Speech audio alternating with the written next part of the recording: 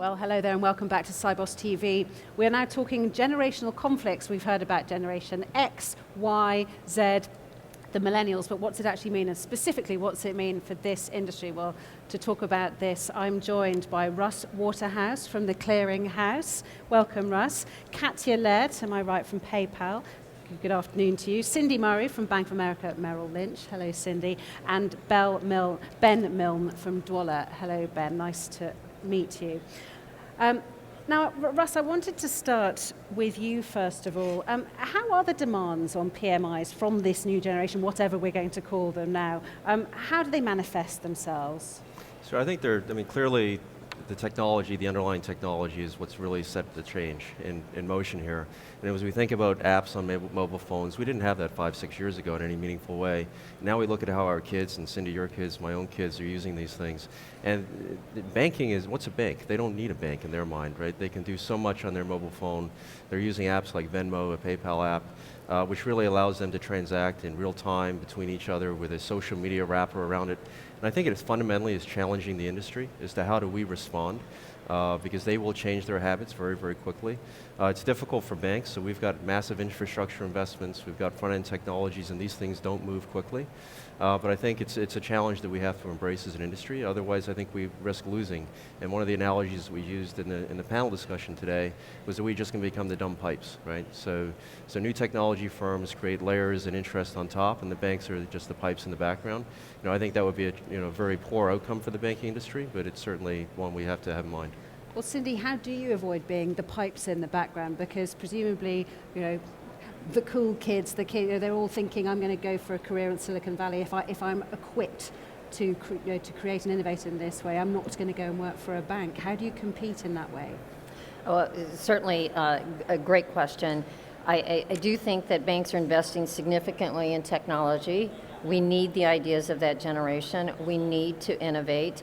And I think we have, in terms of the attractiveness of what we can bring to that generation, it's the opportunity to leverage what they know and bring that to the workplace and to really innovate in the transaction banking space. I think there's a huge opportunity there. And what is the evidence, or what evidence do you see that you're achieving to attract those types of graduates? In our technology space, absolutely, we are attracting those graduates. In treasury management, we have a treasury management assistant, a managing program. We hire off campuses, 50 plus students every year. We have, actually this summer, we had a college internship program, and we hired over 500 students into our our summer internship program. What we're trying to do is keep them interested as they rotate through the bank, so that they see the opportunity to innovate in banking, as well as to not just think of banking as something that is in the past and doesn't have a future. Well, Kirsty, what's PayPal's, or Katya, sorry, what's PayPal's experience on this? I mean, this generation is a very different beast, isn't it? It is. Certainly, this generation doesn't have time. And it's not willing to take up with topics and uncomforting things like we did. So looking back, I'm basically banking with my bank for the last 30 years, and they've done screwy things, if I may say so, but they stick to them. So the generation today won't do that anymore. So it has to be fast, it has to be convenient, and it's certainly not going to be any loyalty to anything you offer in the market today. If there's something which is slicker, if there's something which is smarter, then that's what they're going to do. So you have to be really quick on your feet to adapt to what the generation today wants. Well, Ben, what Katya was saying there about, if you like, the consumer being more promiscuous, if I can put it in that way, they don't have that loyalty to one bank. They're quite happy to move around and move their loyalties and their affection. I mean, presumably, your company must benefit from that. Yeah, we absolutely do. The world is going from physical to digital, and what Dwoller essentially does is what everybody's plastic card in their wallet does. We just do it with the internet. And so we feel like we are leading with a real-time by default network where we are internet by default. And so when people move into that sort of digital realm, we're right there. And the banks, as they move into that realm, we feel like we are also a very strong partner to them. And as far as the generation is concerned, what feedback do you get about, I mean, obviously we've said you benefit from the fact that they're quite happy to change brand and change bank and so on, but what else do they want? You know, what will you all have to provide quite soon that you don't already? I think speed is one thing, obviously. Security is another. You know, there are a lot of trends around tokenization and controlling your own user data, and not allowing merchants to be able to store information they shouldn't have in the first place, being able to have control of your transactions and your transaction history. These are all key elements, I think, in why someone would choose to use something different once they have all these wonderful choices in their phone. And do you think the future is perhaps collaboration between the traditional bank and the new guys on the block? Is that the way forward? That's the way I see it. You know, all the money is in the banks. And we have a very strong existing regulatory structure around controlling that and protecting that. And the thing that is wrong with the system is not the dollar, it's the way we move it. And that's where we play. So can you see a situation where there are more collaborations between traditional banks like yourself or high street banks and new organizations? Absolutely, and it's all about, particularly that generation, it's ease of use. They're going to use multiple applications. They're going to use multiple channels.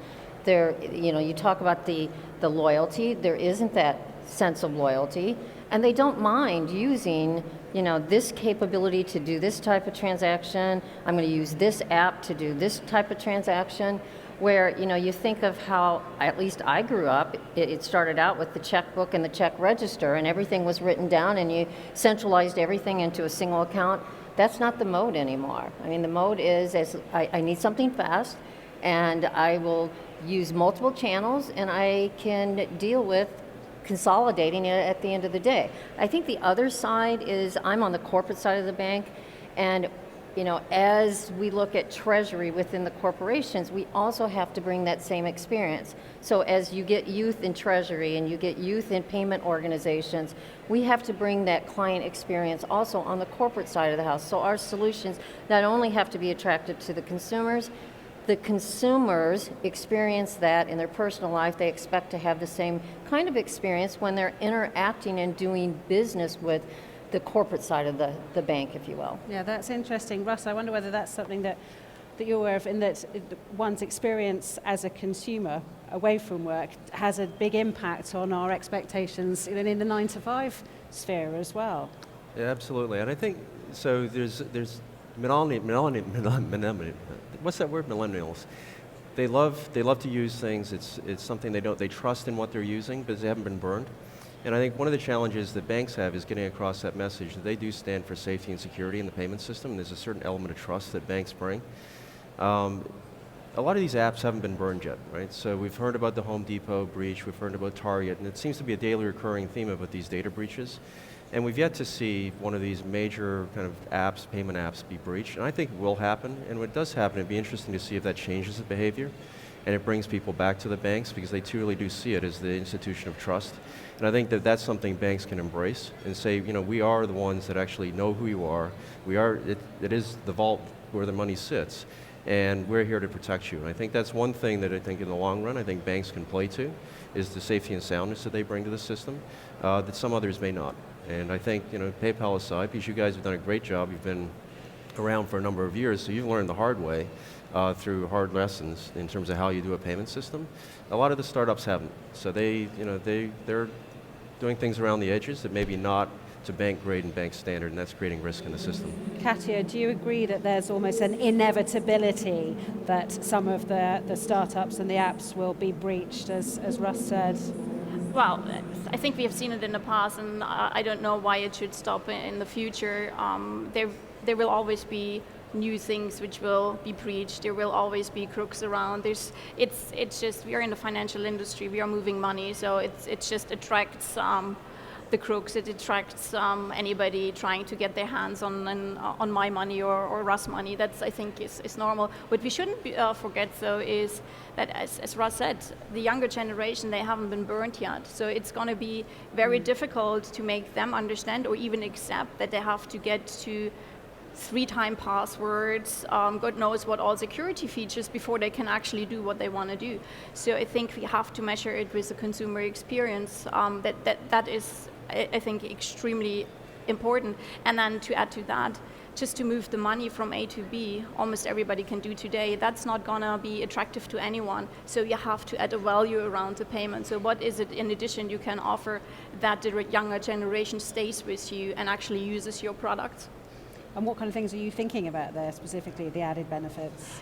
So, I mean, if I do a payment and if I do it online or offline, does it change my life if I swipe a card or tap my phone?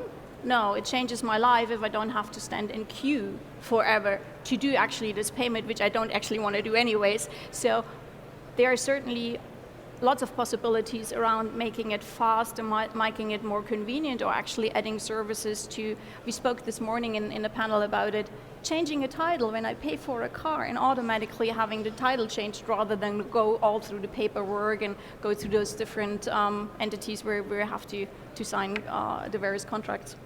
Ben, is that what your sort of raison d'etre is in some ways, to constantly be thinking about what added benefits we can use to entice our customers to stay with us? Because as we all have been discussing, the particularly younger generation are promiscuous, disloyal.